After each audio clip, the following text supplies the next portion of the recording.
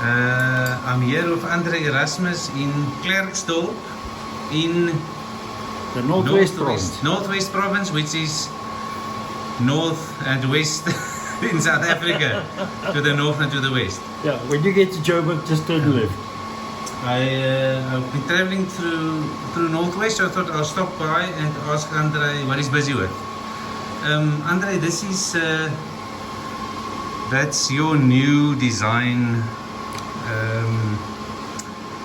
The Kopetsky hooker. Tell me something about it. That is actually the brainchild of Mr. Jan Barnhorst, who gave me the idea to start and see if we can find a way that the knife opens when you pull it out your pocket, and that's where the hook comes in. So it's still a flipper, runs on bearings. Let me try that again. But the trick is this hook catches on your clothing, and then when you get it out, it opens up. What materials? What is that fancy?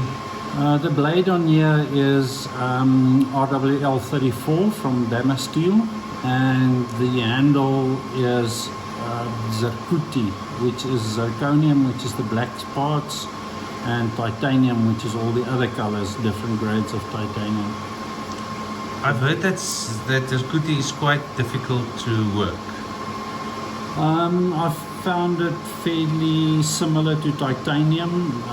Some hard spots where you've got the zirconium to work with, but when you work with it in its cold state, it's quite easy to work with, similar to titanium. Okay. Of course, you don't want to get it hot. When you get it hot, it's terrible.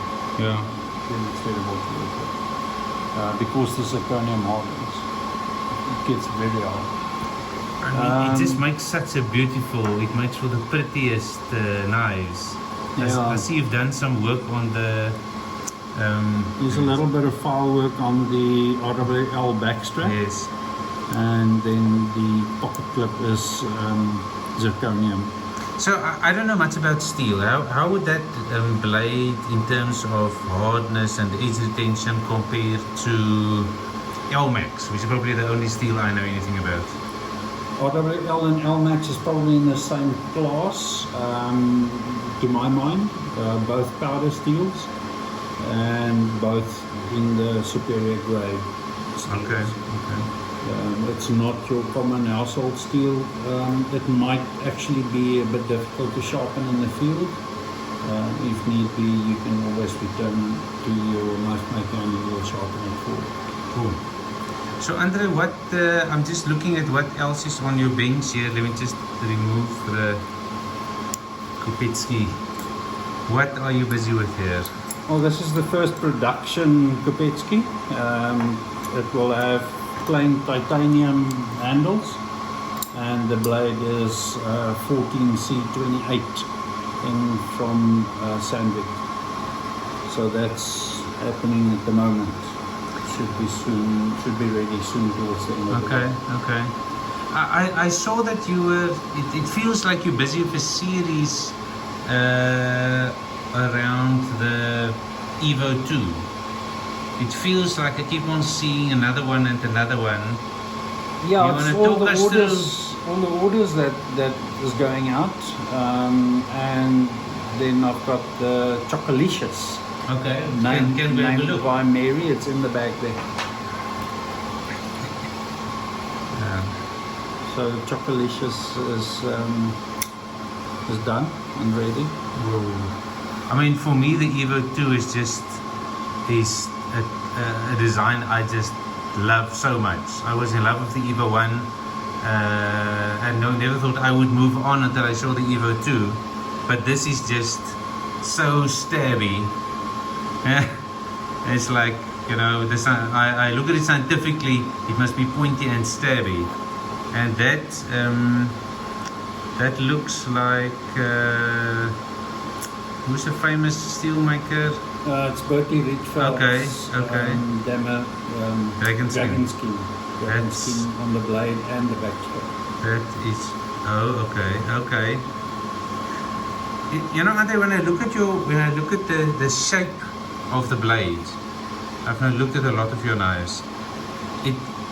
You're making the Evo 2, but I'm convinced the blade isn't exactly the same every time. They're handmade. So Okay. although I've got a template of some sorts, which my friends cut out of wood for me, Okay. that I work from, it's handmade, so it's never identical. Okay. Each one is unique, all on its own. Yes. And that brings its own problems as well, because sometimes the things don't fit exactly the way they were designed, and you need to make a plan to get it to work. But that happens by the time the knife is finished. I've usually learned a lot Yeah. and new techniques, and so we progress, so we learn. Yeah. I mean, sometimes it feels to me like you're busy developing the shape of the blade as you do another one and another one and another one. It's like it feels like you keep on tweaking it. It's refinement. Yeah, So yes, yeah, that's yeah. true. Yeah. I mean, It happens. that's what I love about, like you say, it's a handmade product. It's a personalized knife. That's what I love about it. There isn't another one. Yeah, and there's a saying that I always teach my students: always try to make the next knife better than the one you've just done now. So Absolutely. hopefully that shows in my work as well. Yes. I love your work. Okay. I'm gonna stop there.